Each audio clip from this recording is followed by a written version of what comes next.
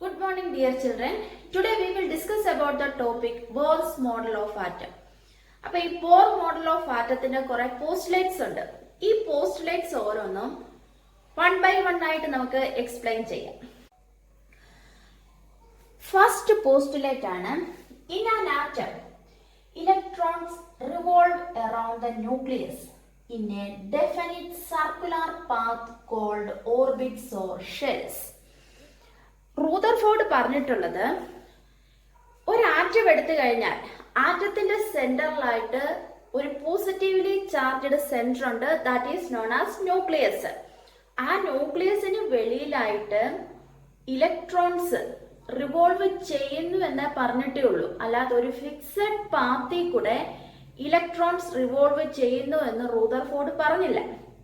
ഒരു ആറ്റം എടുത്തു കഴിഞ്ഞാൽ പോസിറ്റീവ്ലി ചാർജ്ഡ് ന്യൂക്ലിയസ് ഉണ്ടെന്നും ഈ ന്യൂക്ലിയസിന് ചുറ്റിനുമായിട്ടാണ് ഇലക്ട്രോൺസ് റിവോൾവ് ചെയ്യുന്നുവെന്നേ പറഞ്ഞുള്ളൂ. പക്ഷെ ബോർ പറഞ്ഞിട്ടുള്ള കൺസെപ്റ്റ് ഒരു ആറ്റം എടുത്തു കഴിഞ്ഞാൽ ആ ആറ്റത്തിന് സെന്ററിൽ എന്തുണ്ട്? ന്യൂക്ലിയസ് ഉണ്ട്. ഈ ന്യൂക്ലിയസിന് ചുറ്റിനും ഇലക്ട്രോൺസ് റിവോൾവ് ചെയ്തുകൊണ്ടിരിക്കുക. പക്ഷെ ഈ റിവോൾവ് ചെയ്യുന്നത് എങ്ങനായിരിക്കും? ഒരു ഫിക്സഡ് പാത്തിൽ കൂടെ ആയിരിക്കും. ആ ഫിക്സഡ് പാത്തിനെയാണ് ഓർബിറ്റ്സ് ഓർ ഷെൽസ് എന്ന് വിളിക്കുന്നത്. നമ്മുടെ പ്ലാനറ്ററി മോഡൽ, നമ്മുടെ സോളാർ സിസ്റ്റം എടുത്തു കഴിഞ്ഞാൽ സെന്ററിലായിട്ട് എന്താണ് വരുന്നത്? സണ്ണ്. ഇതിന് ചുറ്റിനുമായിട്ടാണെങ്കിൽ നമ്മുടെ പ്ലാനറ്റ്സ് റിവോൾവ് ചെയ്യുക. അത് ഓരോ പ്ലാനറ്റിനും ഓരോ ഡെഫിനിറ്റ് പാത്ത് ഉണ്ട്. ആ പാത്തിൽ കൂടെ മാത്രമേ എന്ത് ചെയ്യത്തേയുള്ളൂ? അത് move ചെയ്യത്തേയുള്ളൂ.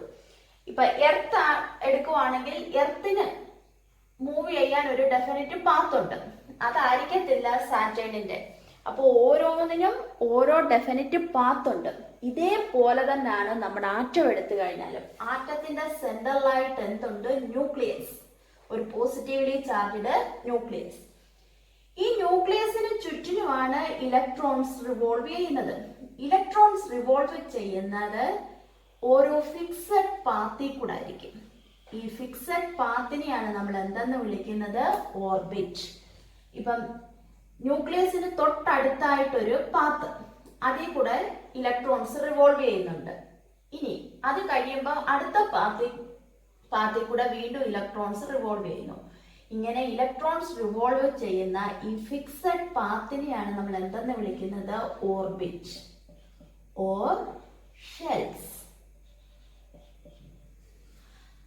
First point, in an atom electrons revolve around the nucleus in a fixed circular path called orbits or shells.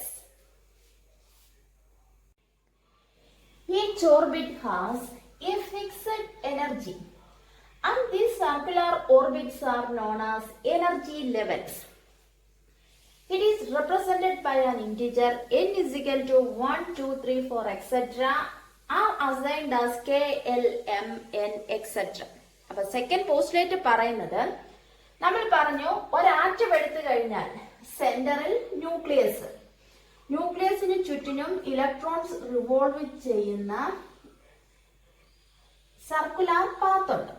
ഈ സർക്കുലാർ പാത്തിനെയാണ് നമ്മൾ എന്തെന്ന് വിളിക്കുന്നത്? ഓർബിറ്റ് എന്ന് വിളിക്കുന്നത്. ഈ ഓരോ ഓർബിറ്റിനും ഡെഫിനിറ്റ് എനർജി ഉണ്ട്.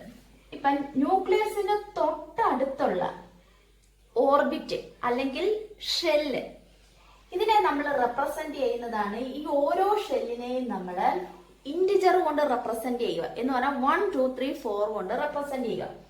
First shell n is equal to നമ്മൾ 1 എന്ന് കൊടുക്കും, ഫസ്റ്റ് ഷെൽ. ഇനി second shell n is equal to 2, third ഷെല്ലിനെ n is equal to 3 and fourth shell n is equal to 4. ഇങ്ങനെ റെപ്രസെന്റ് ചെയ്യുന്നത്. ഇങ്ങനെ ഇനിയും ഇതിന് ചുറ്റിനും ധാരാളം ഷെൽസ് അല്ലെങ്കിൽ ഓർബിറ്റ്സ് ഉണ്ട്. അപ്പൊ ന്യൂക്ലിയസിന് തൊട്ടടുത്തുള്ള ഷെല്ലിനെയാണ് നമ്മൾ ഫസ്റ്റ് ഷെല്ലായിട്ട് കണക്കാക്കുന്നത്. ഇതിനെ നമ്മൾ റെപ്രസെന്റ് ചെയ്യുന്ന ലെറ്റർ ആണ് K. ഇനി second shell n is equal to 2, അതിനെ നമ്മൾ റെപ്രസെന്റ് ചെയ്യുന്നതാണ് L. ഇനി third shell, that is n is equal to 3, it is represented as M. Then fourth shell n is equal to 4, represented as N. ഇനി അങ്ങനെ fifth shell അങ്ങനെ പോകുന്നുണ്ട്. അപ്പൊ nucleus എടുത്തു കഴിഞ്ഞാൽ ന്യൂക്ലിയസിന് ചുറ്റിനും ഇലക്ട്രോൺസ് റിവോൾവ് ചെയ്യുന്ന പാത്താണ് ഓർബിറ്റ്സ്. ഈ ഓരോ ഓർബിറ്റിനെയും നമ്മൾ 1, 2, 3, 4 എന്ന് പറയുന്ന ലെറ്റർ കൊണ്ടാണ്, അതായത് ഇൻഡിജർ കൊണ്ട് റെപ്രസെന്റ് ചെയ്യുന്നു. ന്യൂക്ലിയസിന് തൊട്ടടുത്തുള്ള ഷെല്ലാണ് n=1 എന്ന് കൊടുക്കുന്നത്. ഫസ്റ്റ് ഷെല്ലാണ്. ആ ഫസ്റ്റ് ഷെല്ലിനെ നമ്മൾ കെ ഷെൽ എന്ന് പറയും. ഇനി സെക്കൻഡ് ഷെല്ലാണ് n=2 എന്ന് നമ്മൾ കൊടുക്കുന്നത്. അത് L, third shell M and fourth shell N. ഇങ്ങനെ പോകുന്നത്. ഇനി കെ ഷെല്ലിൽ കൂടെ റിവോൾവ് ചെയ്യുന്ന ഇലക്ട്രോൺസിന് ഒരു ഡെഫിനിറ്റ് എനർജി ഉണ്ടായിരിക്കും. അതായിരിക്കത്തില്ല എല്ലിൽ കൂടെ റിവോൾവ് ചെയ്യുന്ന ഇലക്ട്രോൺസിന്റെ എനർജി. അതായിരിക്കത്തില്ല എമ്മിൽ കൂടെ. ഇനി എന്നിൽ കൂടെ റിവോൾവ് ചെയ്യുന്നെങ്കിൽ അതിന് വേറെ ഒരു ഡെഫിനിറ്റ് എനർജി ആയിരിക്കും. അപ്പോൾ ഓരോ ഷെല്ലിൽ കൂടെ റിവോൾവ് ചെയ്യുന്ന ഇലക്ട്രോൺസിന് അതിൻ്റെതായിട്ടുള്ള ഡെഫിനിറ്റ് എനർജി ഉണ്ടായിരിക്കും. അതുകൊണ്ടാണ് നമ്മൾ ഈ ഓർബിറ്റിനെ അല്ലെങ്കിൽ ഷെല്ലിനെ എനർജി ലെവൽസ് എന്ന് റെപ്രസെന്റ് ചെയ്യുന്നത്. അപ്പോൾ സെക്കൻഡ് പോസ്റ്റുലേറ്റ് പറയുന്നത് ന്യൂക്ലിയസിന് ചുറ്റിനും ഇലക്ട്രോൺസ് റിവോൾവ് ചെയ്യുന്ന പാത്തിനെ നമ്മൾ ഓർബിറ്റ് എന്ന് ഫസ്റ്റ് പോയിന്റിൽ പറഞ്ഞു. ഇനി ഈ ഓരോ ഓർബിറ്റിനെയോ അല്ലെങ്കിൽ ഷെല്ലിനെയും നമ്മൾ റെപ്രസെന്റ് ചെയ്യുന്നത് KLM ഇങ്ങനെ ലെറ്റർ കൊണ്ടാണ്. അത് ഫസ്റ്റ് ഷെല്ലാണെങ്കിൽ K shell, second shell L, third shell M ഇങ്ങനെ പോകുന്നത്. ഈ ഓരോ ഓർബിറ്റിനും അല്ലെങ്കിൽ ഓരോ ഷെല്ലിനും ഡെഫിനിറ്റ് എനർജി ഉണ്ട്. ന്യൂക്ലിയസിന് തൊട്ടടുത്ത് നിൽക്കുന്ന ഷെല്ലാണ് കെ ഷെല്ല്. അതിന്റെ എനർജി ആയിരിക്കത്തില്ല സെക്കൻഡ് ഷെല്ല്, അതായിരിക്കത്തില്ല തേർഡ് ഷെല്ല്. ഏറ്റവും എനർജി ലെവൽ കുറവ് ഫസ്റ്റ് ഷെല്ലിനാണ്. പിന്നെ അടുത്തത് സെക്കൻഡ് ഷെല്ലിന് അതിനെക്കാട്ടി എനർജി കൂടുതലായിരിക്കും. തേർഡ് ഷെല്ലിന് അതിനെക്കാട്ടി കൂടുതലാണ്. ഇങ്ങനെ ഹയർ ലെവലിലോട്ട് പോകുന്തോറും എനർജി എന്ത് ചെയ്യും? ഇൻക്രീസ് ചെയ്തുകൊണ്ടിരിക്കും. അപ്പൊ ഓരോ ഷെല്ലിനും ഡെഫിനിറ്റ് എനർജി ഉണ്ട്. അതുകൊണ്ടാണ് നമ്മൾ ഷെല്ലിനെ വിളിക്കുന്നത് എനർജി ലെവൽ. Third postulate. ഇത് electrons in an atom move from a lower energy level to a higher energy level by gaining required energy, and an electron moves from higher energy level to lower energy by losing energy. അപ്പൊ ഇവിടെ പറഞ്ഞിട്ടുള്ളത് ഒരാറ്റം, നമ്മൾ പറഞ്ഞു ന്യൂക്ലിയസിന് ചുറ്റിനും കുറെ energy levels ഉണ്ട്.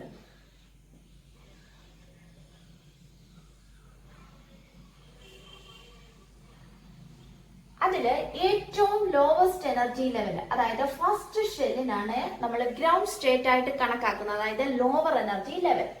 ഈ മുകളിലോട്ട് പോകുന്തോറും ഇതിനെക്കാട്ടി എനർജി കൂടി കൂടി വരുക ചെയ്യുന്നത്. ഇപ്പൊ നിങ്ങൾ വിചാരിക്കുക, ഈ ഫസ്റ്റ് ഷെല്ലിന്റെ അതായത് ഫസ്റ്റ് എനർജി ലെവലിന്റെ എനർജി എന്ന് പറയുന്നത് ഒരു 1000 ജൂൾ എനർജി ആണെന്ന് നിങ്ങളങ്ങ് അസ്യൂം ചെയ്യുക. സെക്കൻഡ് ഷെല്ലിന്റെ 1500 ജൂളും ആണെന്ന് നിങ്ങൾ അങ്ങ് കണക്കാക്കുക. അപ്പൊ ലോവർ എനർജി ലെവലിൽ ഇരുന്ന ഇലക്ട്രോൺസ് എക്സ്റ്റേണലിൽ നിന്നും, അതായത് നമ്മൾ ആ ആറ്റത്തിനകത്തോട്ട് കുറച്ച് റേഡിയേഷൻ പാസ് ചെയ്യുവാണെന്ന് വെച്ചു. അപ്പൊ ലോവർ എനർജി ലെവലിൽ ഇരുന്ന ഇലക്ട്രോൺസ് ഒരു 500 ജൂൾ എനർജിയും കൂടെ അബ്സോർബ് ചെയ്തു. അപ്പൊ 1000 ജൂൾ ആയിരുന്നു ഇപ്പോഴുള്ള അതിന്റെ എനർജി. ഇത് ഒരു 500 ജൂൾ എനർജിയും കൂടെ അബ്സോർബ് ചെയ്തു. അപ്പോൾ ഇപ്പോഴുള്ള ആ ഇലക്ട്രോണിന്റെ എനർജി എന്ന് പറയുന്നത് എന്താണ്? 1500 ജൂൾ ആയിരിക്കുമല്ലോ. പിന്നെ ആ ഇലക്ട്രോൺസിന് ഇവിടെ നിൽക്കാൻ പറ്റത്തില്ല, കാരണം ഈ എനർജി ലെവലിന്റെ എനർജി എന്ന് പറയുന്നത് 1000 ജൂളാണ്. പക്ഷെ ഇപ്പോഴുള്ള എനർജി ഇലക്ട്രോണിന്റെ 1000 ജൂളാണ്. ഈ 1500 ജൂൾ എന്ന് പറയുന്നത് സെക്കൻഡ് എനർജി ലെവലിലെ എനർജിയോട് ഈക്വൽ ആയിരിക്കുമല്ലോ. അന്നേരം ഇലക്ട്രോൺസ് എന്ത് ചെയ്യും? ഈ ലോവർ എനർജി ലെവലിൽ നിന്നും, അതായത് ഇതിപ്പോ ഇരിക്കുന്നത് ഫസ്റ്റ് എനർജി ലെവലിലായിരിക്കുന്നത്, ഇത് എങ്ങോട്ട് മൂവ് ചെയ്യും? സെക്കൻഡ് എനർജി ലെവലിലോട്ട് മൂവ് ചെയ്യും. അതാണ് പറഞ്ഞിട്ടുള്ളത്. ഒരാറ്റം ലോവർ എനർജി ലെവലിൽ ഇരിക്കുക, അതായത് ഒരാറ്റത്തിന് നമ്മൾ പറഞ്ഞു ഓരോ ഷെല്ലിനും ഓരോ ഡെഫിനിറ്റ് എനർജി ഉണ്ട്. അങ്ങനെ ഇരിക്കുന്ന ഇലക്ട്രോൺസ് എക്സ്റ്റേണലിൽ നിന്ന് കുറച്ച് എനർജി അബ്സോർബ് ചെയ്യുവാണെങ്കിൽ അതിന്റെ എനർജി കൂടും. അപ്പൊ ഏത് എനർജിയാണോ അതിന് കിട്ടിയേക്കുന്നത്, അതായത് ഹയർ എനർജി ലെവലിലുള്ള ഏത് എനർജി ലെവലിന്റെ എനർജി ആണോ അത് സ്വീകരിച്ചിട്ടുള്ളത്, ആ എനർജി ലെവലിലോട്ട് അത് എന്ത് ചെയ്യും? മൂവ് ചെയ്യും. ഇനി കുറെ കഴിയുമ്പോൾ സ്ഥിരമായിട്ട് അവിടെ ഇരിക്കത്തില്ല, തിരിച്ചത് എന്ത് ചെയ്യും, അതിന്റെ ഗ്രൗണ്ട് ലെവലിലോട്ട് എവിടാണോ ഇരുന്നേ ആ ലെവലിലോട്ട് തന്നെ തിരിച്ചതിന് വരണം. അപ്പൊ എന്തുമാത്രം എനർജി അബ്സോർബ് ചെയ്തോ അത്രയും എനർജി തിരിച്ചത് എമിറ്റ് ചെയ്യാതെ തിരിച്ചതിന് ലോവർ എനർജി ലെവലിലോട്ട് വരാൻ പറ്റത്തില്ല. ഇപ്പോൾ ഇവിടെ തന്നെ ഫസ്റ്റ് എനർജി ലെവൽ ഇരിക്കുമ്പോൾ അതിന്റെ എനർജി 1000 ജൂൾ ആയിരുന്നു. ഇതൊരു 500 ജൂൾ എനർജിയും കൂടെ അബ്സോർബ് ചെയ്തപ്പം അതിന്റെ energy second energy level equal ആയിട്ട് വന്നു. അങ്ങനെ ഫസ്റ്റ് ലെവലിൽ നിന്നും അത് എനർജി അബ്സോർബ് ചെയ്തിട്ട് എങ്ങോട്ട് മൂവ് ചെയ്തു, സെക്കൻഡ് എനർജി ലെവലിൽ. ഇനി ഇതിന് തിരിച്ച് ഫസ്റ്റ് ലെവലിലോട്ട് തന്നെ വരണം എന്നുണ്ടെങ്കിൽ ഇത് അബ്സോർബ് ചെയ്ത ഒരു 500 എനർജി ഉണ്ട്, അത് തിരിച്ച് എന്ത് ചെയ്യണം, അത് എമിറ്റ് ചെയ്യണം.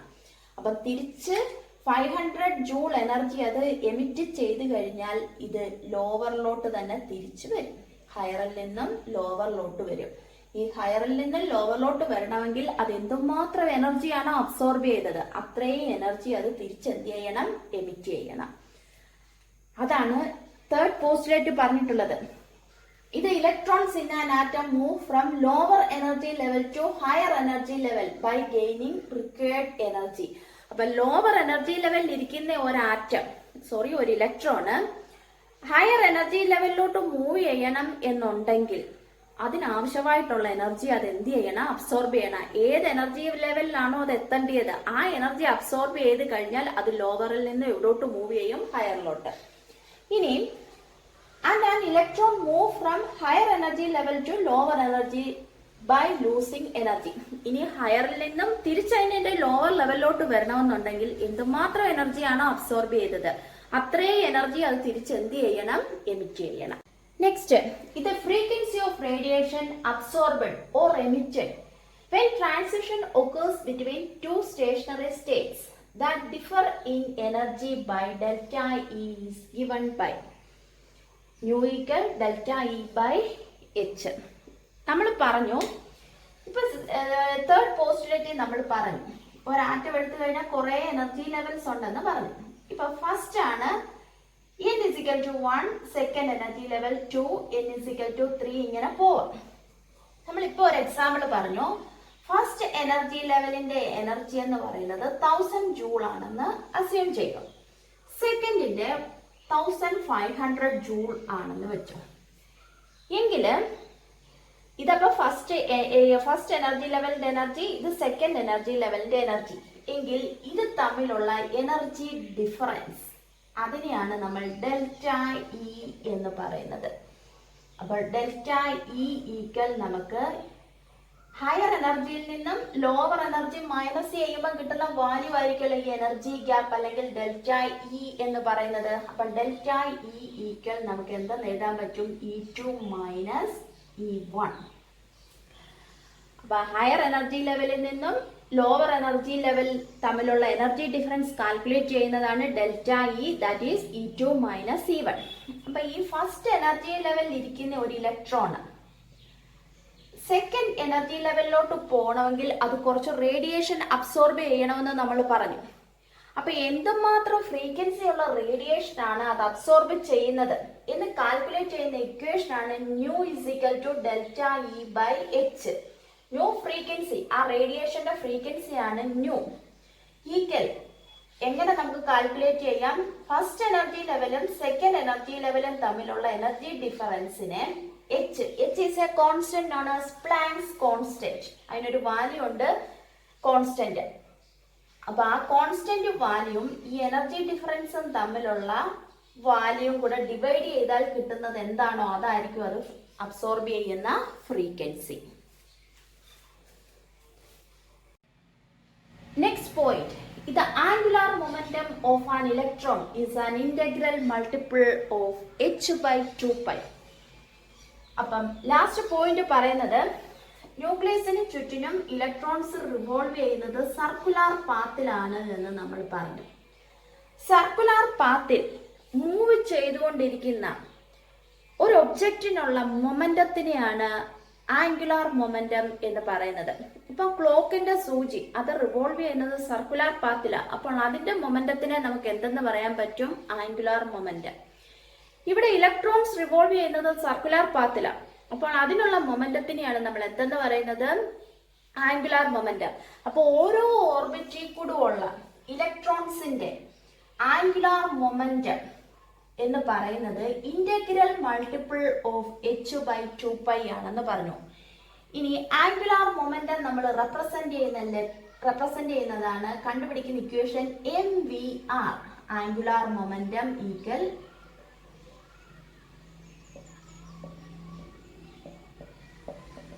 മൊമെന്റം കണ്ടുപിടിക്കുന്ന ഇക്വേഷൻ ആണ് mvr. m mass, v velocity, r radius. അപ്പൊ ഇവിടുത്തെ നമുക്ക് റിവോൾവ് ചെയ്യുന്ന ഇലക്ട്രോൺസിന്റെ ഓരോ ഓർബിറ്റിലെയും ആംഗുലാർ മൊമെന്റം കണ്ടുപിടിക്കുന്ന ഒരു ഇക്വേഷൻ ഉണ്ട്. mvr equal n into h/2π. n എന്ന് പറയുന്നത് നമ്പർ ഓഫ് ഷെൽ. ഇപ്പൊ ഫസ്റ്റ് k ഷെല്ലിന്റെ നമ്മൾ റെപ്രസെന്റ് ചെയ്യുന്നത് n = 1 എന്നാണ്. അപ്പൊ k ഷെല്ലിൽ കൂടെ റിവോൾവ് ചെയ്യുന്ന ഇലക്ട്രോൺസിന്റെ ആംഗുലാർ മൊമെന്റം കണ്ടുപിടിക്കണം എന്നുണ്ടെങ്കിൽ n നമ്മൾ ഏത് വാല്യൂ കൊടുക്കണം? n = 1. ഇനി h കോൺസ്റ്റന്റ് ആണ്, പൈയുടെ വാല്യൂ കോൺസ്റ്റന്റ്. അപ്പൊ ഇതൊരു കോൺസ്റ്റന്റ് വാല്യൂ ആയിരിക്കുമല്ലോ. അപ്പൊ ആ കോൺസ്റ്റന്റ് വാല്യൂവിനെ n = 1 കൊണ്ട് മൾട്ടിപ്ലൈ ചെയ്യുമ്പോൾ കിട്ടുന്ന വാല്യൂ എന്താണോ അതായിരിക്കും ഫസ്റ്റ് ഷെല്ലിന്റെ. ഇനി സെക്കൻഡ് ഷെല്ലിന്റെ കണ്ടുപിടിക്കണമെങ്കിൽ, L ഷെല്ലിന്റെ കണ്ടുപിടിക്കണമെങ്കിൽ n = എന്തെന്ന് കൊടുക്കണം? 2. അപ്പൊ angular momentum mvr = 2 into h/2π. ഇത് കോൺസ്റ്റന്റ് ആണെന്ന് പറഞ്ഞു. അപ്പൊ ആ വാല്യൂനെ 2 കൊണ്ട് മൾട്ടിപ്ലൈ ചെയ്യുമ്പോൾ സെക്കൻഡിലെ കിട്ടും, തേർഡിലെ ആണെങ്കിൽ 3 കൊണ്ട്. അതുകൊണ്ടാണ് നമ്മൾ പറഞ്ഞിട്ടുള്ളത് angular momentum is an integral multiple of h/2π. First ഷെല്ലിലെ ആണെങ്കിൽ 1 ഇൻറ്റു h/2π, സെക്കൻഡ് ആണെങ്കിൽ 2 ഇൻറ്റു h/2π, തേർഡ് ആണെങ്കിൽ 3 ഇൻറ്റു h/2π.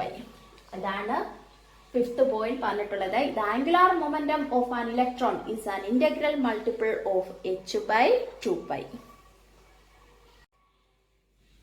നെക്സ്റ്റ്, ഇപ്പൊ നമ്മൾ പറഞ്ഞ ബോറിന്റെ കൺസെപ്റ്റ് അനുസരിച്ച് nucleus, then first shell, second shell, third shell, ഇങ്ങനെയാണല്ലോ പോകുന്നത്. ഈ ഓരോ ഓർബിറ്റിനും അതിൻ്റെതായിട്ടുള്ള റേഡിയസ് ഉണ്ട്. ഇപ്പൊ ന്യൂക്ലിയസിന്റെ സെന്ററിൽ നിന്നും ഫസ്റ്റ് ഷെല്ലിലോട്ടുള്ള ഈ ഡിസ്റ്റൻസ് ആണ് അതിന്റെ റേഡിയസ്. ഇനി സെക്കൻഡ് ഷെല്ലിന്റെ ആണെങ്കിൽ ന്യൂക്ലിയസിന്റെ സെന്ററിൽ നിന്ന് സെക്കൻഡ് ഷെല്ലിലോട്ടുള്ളത് അത് r2. ഇത് r1, r2, നെക്സ്റ്റ് ഇങ്ങനെ r3. ഓരോന്നിനും ഓരോ റേഡിയസ് ഉണ്ട്. ഈ റേഡിയസ് കണ്ടുപിടിക്കുന്ന ഒരു ഇക്വേഷൻ ഉണ്ട്. നമ്മൾ ജനറൽ ആയിട്ട് കൊടുക്കുക rn. ഏത് ഷെല്ലിലോട്ടുള്ളതാണോ അതിനെ, ഫസ്റ്റ് ഷെല്ലാണെങ്കിൽ r1, സെക്കൻഡ് ആണെങ്കിൽ r2, തേർഡ് ആണെങ്കിൽ r3. അപ്പം ജനറൽ ആയിട്ട് rn എന്ന് നമ്മൾ കൊടുക്കുക. ഈ rn കണ്ടുപിടിക്കുന്ന ഇക്വേഷൻ ആണ് rn equal n² into a0. ഇനി n എന്ന് പറഞ്ഞാൽ ഹിയർ n എന്ന് പറഞ്ഞാൽ ഏത് ഷെല്ലാണോ ഷെല്ലിന്റെ ആണോ. ഫസ്റ്റ് ഷെല്ലാണെങ്കിൽ n = 1, സെക്കൻഡ് ഷെല്ലാണെങ്കിൽ n = 2. Then a0, it is known as Bohr radius.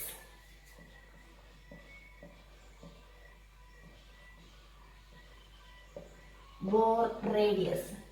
Bohr radius എന്ന് പറഞ്ഞാൽ radius of first stationary state is known as Bohr radius. അതായത് ഫസ്റ്റ് ഷെല്ലിലോട്ടുള്ള ന്യൂക്ലിയസിന്റെ സെന്ററിൽ നിന്നും ഫസ്റ്റ് ഷെല്ലിലോട്ടുള്ള ഡിസ്റ്റൻസ്, അതായത് radius of first shell is known as Bohr radius. അതിനെയാണ് നമ്മൾ a0 ആയിട്ട് എടുക്കുന്നത്. ഇതിനൊരു കോൺസ്റ്റന്റ് വാല്യൂ ഉണ്ട്, 52.9 pm പൈക്കോമീറ്റർ. അപ്പൊ rn = n² into a0. First ഷെല്ലിന്റെ ആണെങ്കിൽ r1 ഈക്വൽ എന്നിന്റെ വാല്യൂ 1² ഇൻറ്റു 52.9. നമുക്ക് എന്തെന്ന് തന്നെ കിട്ടും? 52.9 പൈക്കോമീറ്റർ എന്ന് കിട്ടുമല്ലോ. ഇനി r2 സെക്കൻഡ് ഷെല്ലിന്റെ കണ്ടുപിടിക്കണമെങ്കിൽ 2² ഇൻറ്റു 52.9 ഈക്വൽ 4 ഇൻറ്റു 52.9 പൈക്കോമീറ്റർ. ഇനി തേർഡ് ഷെൽ r3 ആണെങ്കിൽ 3² into 52.9 it is equal to 9 into 52.9 picometre. ഇങ്ങനെ ഓരോ ഷെല്ലിലോട്ടുമുള്ള റേഡിയസ് നമുക്ക് ഇക്വേഷൻ വെച്ച് കാൽക്കുലേറ്റ് ചെയ്യാം. കാൽക്കുലേറ്റ് ചെയ്യുന്ന equation rn equal n² into a0. a0 is Bohr radius, that is radius of first energy level. It's value 52.9 picometre. Then n എന്ന് പറഞ്ഞാൽ integer, അതായത് നമ്പർ ഓഫ് ഷെല്ലിനെ റെപ്രസെന്റ് ചെയ്യുന്നു. ഇനിയും നമ്മൾ പറഞ്ഞു ഈ ഓരോ ഓർബിറ്റിനും അല്ലെങ്കിൽ ഓരോ ഷെല്ലിനും അതിൻ്റെതായിട്ടുള്ള എനർജി ഉണ്ട്. ആ എനർജി കണ്ടുപിടിക്കുന്ന ഒരു ഇക്വേഷൻ ഉണ്ട്, En equal -RH into 1/n². n എന്ന് പറഞ്ഞാൽ number of shell. RH is a constant known as Rydberg constant.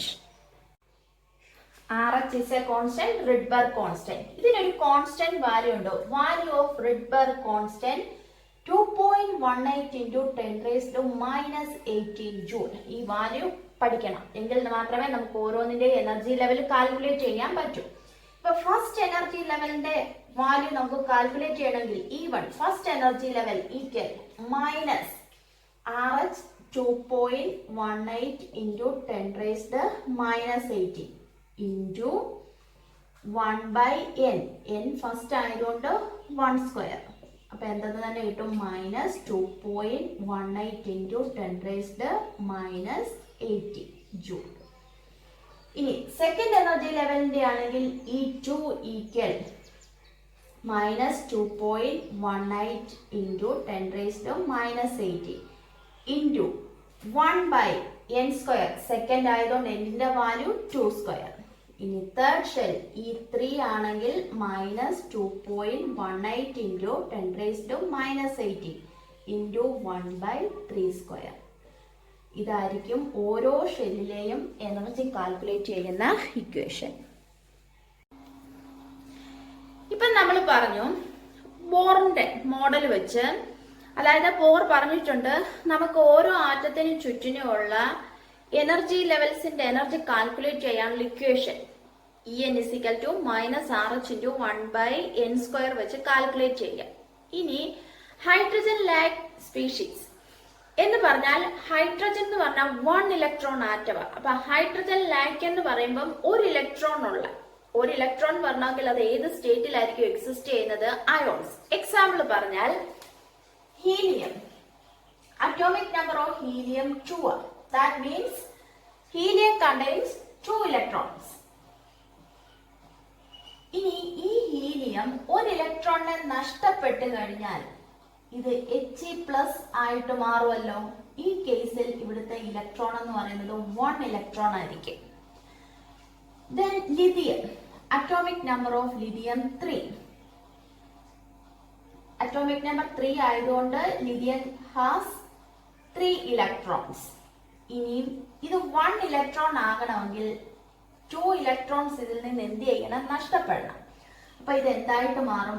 Li2+ ആയിട്ട് മാറും. ആകെ 3 ഇലക്ട്രോൺസ് ഉണ്ടായിരുന്നു, 2 ഇലക്ട്രോൺസ് അങ്ങ് പോയി കഴിയുമ്പോൾ പിന്നെ ഇനി 1 ഇലക്ട്രോണേ ഉള്ളൂ. അപ്പൊ Li2+ ആയിട്ട് മാറും. ഇങ്ങനെയുള്ള അയോൺസിന്റെ കേസില് അതിന്റെ എനർജി ലെവൽസ് കാൽക്കുലേറ്റ് ചെയ്യാനുള്ള ഇക്വേഷൻ ആണ് നമ്മൾ ഇനിയും പറയാൻ പോകുന്നത്. അപ്പൊ He2+ എന്ന് പറഞ്ഞാൽ ഹീലിയം ഒരു ഇലക്ട്രോണിനെ നഷ്ടപ്പെടുക. ഹീലിയത്തിന്റെ ബോർ മോഡൽ വരയ്ക്കുവാണെങ്കിൽ ന്യൂക്ലിയസ് കെ ഷെല്ലിൽ 2 ഇലക്ട്രോൺസ് ആയിരുന്നു ഉണ്ടായിരുന്നത്. ഈ ഒരു ഇലക്ട്രോൺ നഷ്ടപ്പെട്ട് കഴിയുന്നുടനെ നമ്മൾ പഠിച്ചിട്ടുണ്ട് ഒരു ആറ്റം ഇലക്ട്രിക്കലി ന്യൂട്രലാണ്. ഇലക്ട്രിക്കലി ന്യൂട്രൽ ആണെന്ന് പറഞ്ഞാൽ എത്ര പ്രോട്ടോൺ ഉണ്ടോ അത്രയും തന്നെ ഇലക്ട്രോൺസ് അവിടെ ഉണ്ട്. ഇവിടെ ഇപ്പൊ ലിഥിയത്തിന്റെ കേസ് എടുക്കുവാണെങ്കിൽ അറ്റോമിക് നമ്പർ 3 ആണ്. അറ്റോമിക് നമ്പർ 3 ആയതുകൊണ്ട് 3 പ്രോട്ടോൺസും ഉണ്ട്, 3 ഇലക്ട്രോൺസും ഉണ്ട്. ന്യൂക്ലിയസിന്റെ ചാർജ് 3 പോസിറ്റീവ് ചാർജ്. ഈ 3 പോസിറ്റീവ് ചാർജ് 3 ഇലക്ട്രോൺസിനെ ഹോൾഡ് ചെയ്ത് നിർത്തിയേക്കുമായിരുന്നു. അതിൽ നിന്ന് 2 ഇലക്ട്രോൺ ലൂസ് ചെയ്തു, ഒറ്റ ഇലക്ട്രോണേ ഇപ്പൊ ഉള്ളൂ. അപ്പൊ ഈ 3 പോസിറ്റീവ് ചാർജ് 1 ഇലക്ട്രോണിനെ ഹോൾഡ് ചെയ്യുക എന്ന് പറഞ്ഞാൽ 3 പോസിറ്റീവ് ചാർജ് 1 ഇലക്ട്രോണെ നല്ല പവർഫുൾ ആയിട്ടായിരിക്കും അപ്പൊ എന്ത് ചെയ്യുന്നത്? അട്രാക്ട് ചെയ്യുന്നത്. അപ്പൊ അട്രാക്റ്റീവ് പുള്ള് കാരണം സൈസ് എന്ത് ചെയ്യും? കുറയും. സൈസ് ഡിക്രീസ് ചെയ്യും. അപ്പൊ റേഡിയസിന് ചേഞ്ച് വരും, എനർജിക്കും ചേഞ്ച് വരും. അപ്പൊ ഇങ്ങനെയുള്ള കേസിൽ ഹൈഡ്രജൻ ലൈക്ക് അയോൺസ്, ഹൈഡ്രജൻ എന്ന് പറഞ്ഞാൽ 1 ഇലക്ട്രോണാ. അപ്പൊ 1 ഇലക്ട്രോൺ ഉള്ള അയോൺസിന്റെ കേസില് നമുക്ക് എനർജിയും റേഡിയസും കാൽക്കുലേറ്റ് ചെയ്യണം. അതിനുള്ള ഇക്വേഷൻ ബോർ പറഞ്ഞിട്ടുണ്ട്. ആ ഇക്വേഷനിലോട്ടാണ് നമ്മൾ അടുത്തത് പോകുന്നത്. അപ്പൊ എനർജി കാൽക്കുലേറ്റ് ചെയ്യുന്ന ഇക്വേഷൻ ആണ് En = -2.18 into 10⁻⁻18 Z²/n². നമ്മൾ സാധാരണ ഒരു ആറ്റത്തിന്റെ കേസിൽ എനർജി ലെവൽ കാൽക്കുലേറ്റ് ചെയ്യുന്ന ഇക്വേഷൻ RH റിഡ്ബർഗ് കോൺസ്റ്റന്റ് ആണ്. ഈ -2.18 into 10⁻⁻18 into 1/n² ആയിരുന്നു. ഇവിടെ വരുന്നോടനെ ഒരു Z² വരും. Z എന്ന് പറഞ്ഞാൽ അറ്റോമിക് നമ്പർ. ഏത് ആറ്റത്തിന്റെയാണോ കാൽക്കുലേറ്റ് ചെയ്യേണ്ടത് അതിന്റെ അറ്റോമിക് നമ്പർ കൊണ്ട് മൾട്ടിപ്ലൈ ചെയ്യണം. അറ്റോമിക് നമ്പറിന്റെ സ്ക്വയർ കൊണ്ട് മൾട്ടിപ്ലൈ ചെയ്യണം. ഇപ്പൊ ഹീലിയത്തിന്റെ calculate ചെയ്യേണ്ടതെങ്കിൽ -2.18 into atomic number of helium 2² ഏത് ഷെല്ലിന്റെ എനർജി ആണോ കണ്ടുപിടിക്കേണ്ടത് അതിന്റെ എനർജി നമുക്ക് കാൽക്കുലേറ്റ് ചെയ്യാനായിട്ട് പറ്റും. Then റേഡിയസ് കാൽക്കുലേറ്റ് ചെയ്യുന്ന ഇക്വേഷൻ ആണ് Rn = 52.9 into n²/z. നമ്മൾ സാധാരണ കേസിൽ ഒരു ആറ്റത്തിന്റെ റേഡിയസ് കാൽക്കുലേറ്റ് ചെയ്യുന്ന ഇക്വേഷൻ Rn = 52.9 into n² വരെ ഉള്ളായിരുന്നു. പക്ഷെ ഈ കേസിൽ അതിന്റെ അറ്റോമിക് നമ്പർ കൊണ്ട് ഡിവൈഡ് ചെയ്യണം. ഹീലിയത്തിന്റെ കേസിലാണെങ്കിൽ ഫസ്റ്റ് ഷെൽ ആണെന്നുണ്ടെങ്കിൽ നമുക്ക് n എന്ന് റെപ്രസെന്റ് ചെയ്യുന്നത് ഏത് ഷെല്ലാണോ ഷെല്ലിനെ റെപ്രസെന്റ് ചെയ്യുന്നത്. ഫസ്റ്റ് ഷെൽ ആണെങ്കിൽ R1 = 52.9 into 1² by atomic number of helium 2. ഇനി സെക്കൻഡ് ഷെല്ലിന്റെ ആണെങ്കിൽ 2² വരും. ഇങ്ങനെ ഏത് അയോൺസിന്റെ ആണോ കണ്ടുപിടിക്കേണ്ടത് ഹൈഡ്രജൻ ലൈക്ക് അയോൺസ് ആണെന്ന് ശ്രദ്ധിച്ചോണം. എന്ന് പറഞ്ഞാൽ ഒറ്റ ഇലക്ട്രോൺസ് മാത്രം വരുന്ന അയോൺസിന്റെ കേസിലാണ് ഇത് ആപ്ലിക്കബിൾ ആയിട്ടുള്ളത്.